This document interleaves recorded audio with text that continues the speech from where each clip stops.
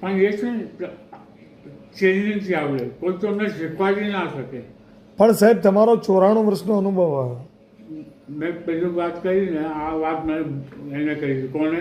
હા અરુણ વાઘેલાએ. હા કે આ કહ્યું સાહેબ તમે ખખડાવો, આ બોલો છો પણ તમારો અનુભવનો આટલો એક્સપિરિયન્સ.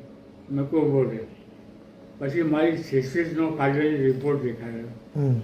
મગમાં છે આમાં એક વાક્ય લખ્યું છે, the student has done well, it is more than expected from an MA student.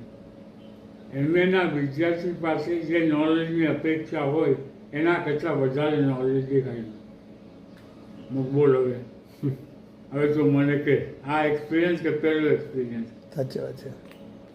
Experience સવાલ નથી, સવાલ તમે કેટલું વાંચ્યું છે એના પછી. તમે રીડિંગ કેટલું કર્યું? હા તમે વાંચ્યું જ ના હોય તો પછી એક બુક પર તમે કેટલું રિકોલ કરી શકો પણ કેટલું? જે પહેલાં જોયું એટલું જ. એ સિવાયની બુકનું શું કરું? જો મેં એને કહ્યું સુબ્રમણ્યમનું, હવે વાંચીને આવતો શું કે? એટલે વાંચવું પડે. અને બીજું કયું, દિવસના 2 કલાક વાંચો. આ તને કાલે રોહિતે કહ્યું છે, ખબર નહીં, મને રાતનો રાજા કહે. એ શબ્દનો ઉપયોગ કર્યો ખબર નહીં. રાતનો રાજા સાહેબ રાત્રે 11 વાગે બેસે તો 2-2:30 વાગ્યા સુધી વાંચો. કેમ સાહેબ?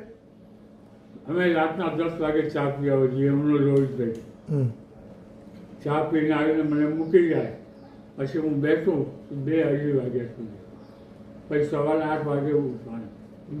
ઉઠવાનું મોડા, રાતના સાહેબ રાજા, સવારના ઉઠે વહેલા. સવારે યુનિવર્સિટી ડિપાર્ટમેન્ટમાં જઈને ગપ્પા જ મારવાનું, અને કોઈના મળ્યો ભાઈ સાથે પ્રવીણભાઈ સાથે મિત્ર હતા. પ્રવીણભાઈ આવી ગયા એટલે પહોંચી જાઉં કોપરેટિવ.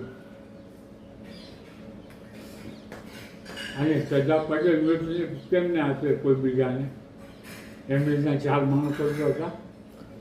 સાહેબ પેલું એક લેખ જે છે ને ન્યૂઝ, જે આપણી કોલેજમાં જે ભરતી કરી વાઘેલા સાહેબનો 2-3 વાર મારા ઉપર ફોન આવ્યો. વાઘેલા સાહેબ હા, જ્યારે આપણી કોલેજની જે ભરતી કરી હતી ને, એ જે જાહેરાત બહાર પાડી હતી કોને? આપણી કોલેજ